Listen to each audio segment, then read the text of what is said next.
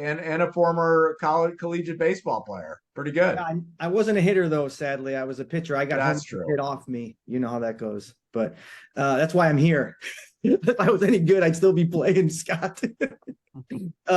No, first off, I wanted to say this is my first time joining this call, and I've only been a part of the project now for a little over a week. And I just want to say thank you to everybody here who's welcomed me. And seeing this conversation today just inspires me further as a first-time entrepreneur. I've been in the government space for the last 20 years in various capacities. But Henrik, actually, my question was going to be to you anyway, so this works well.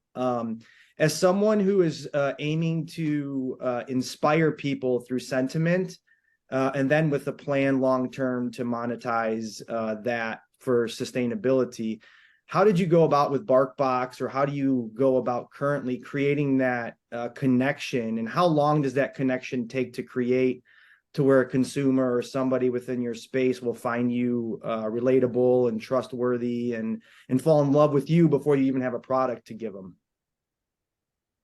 I mean, like, it's a bit of a philosophical question, so you get a bit of a philosophical answer. I mean, like, back to the point of, the first two things I try to do when I do a startup is to figure out who I want to serve for the next 10 years. I think of it as the affinity group.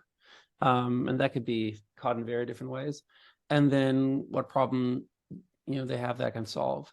And if I truly give a shit about solving their problem, I think that authenticity is very difficult to fake. And I think people pick up on it very fast. And so anytime that you have a true customer founder fit, where the person is out there just to serve that customer, I feel you get that authenticity. And every time you do something just to make a buck, then I feel people sniff it very fast. And so I think it's just about, it sounds like you're going into this with the right intention. I don't think that you can make stuff that is unauthentic with that approach.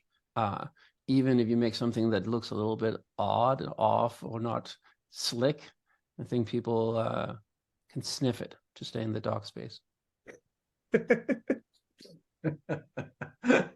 I love it. Henrik, this has been an unbelievable hour. Thank you for joining us. So much fun. Guys, buy the Acorn Method and then write a review on Amazon. I know it means a lot to all authors. Henrik, anything else that we can do as a community of people around the world to support you?